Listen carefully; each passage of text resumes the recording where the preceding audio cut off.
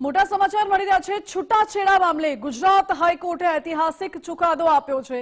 સંમતિથી છૂટાછેડા માટે હવે વેઇટિંગ પીરિયડ ફરજિયાત નથી। જી હા, પુનઃ મિલનની શક્યતા ન હોય તો કુલિંગ પીરિયડ જતો કરી શકાય છે તેવું હાઈકોર્ટે કહ્યું છે। છૂટા થવા માંગતા લોકોને રાહ જોવડાવી એ ન્યાયના હિતમાં નથી। અગાઉ દંપતીએ છૂટાછેડાની અરજી કરતા જ ફેમિલી કોર્ટે ફગાવી હતી। હાઈકોર્ટ ફેમિલી કોર્ટના હુકમને બદલી નવેસરથી નિર્ણય લેવા માટેનો આદેશ આપ્યો છે।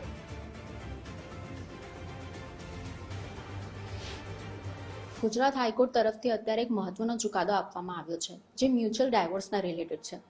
ફેમિલી કોર્ટ તરફથી આ મ્યુચ્યુઅલ ડાયવોર્સની એપ્લિકેશન રિજેક્ટ કરવામાં આવી હતી એ ગ્રાઉન્ડ પર કે બંને એ મ્યુચ્યુઅલ ડાયવોર્સની એપ્લિકેશનમાં જે 6 મહિનાનો કુલિંગ પીરિયડ વેવ કરવાની એપ્લિકેશન હોય છે એ કરવામાં આવી નથી, જે મેન્ડેટરી હોય છે।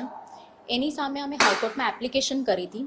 એમાં હાઈકોર્ટ તરફથી નોંધવામાં આવ્યું છે કે બંને પતિ અને પત્ની છે એ 1 વર્ષથી છૂટા રહે છે અને બંને યુવાન છે અને ફ્યુચરમાં બી બંને જોડે રહે એવી કોઈ શક્યતા નથી સમાધાનની।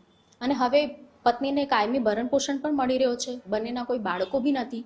તો એવા સંજોગોમાં બંનેને છૂટાછેડા ના મળે અને ખાલી ટેકનિકલ આવી ઔપચારિકતાને લીધે બંનેના સંમતિથી છૂટાછેડાની એપ્લિકેશન રિજેક્ટ થાય તો એના માટે મહત્વનો ચુકાદો છે આ, જેમાં હાઈકોર્ટ તરફથી એવું બી નોંધવામાં આવ્યું છે કે કુલિંગ પીરિયડ જે છે એ મેન્ડેટરી નથી હોતું, ઇટ્સ અ ડાયરેક્ટરી।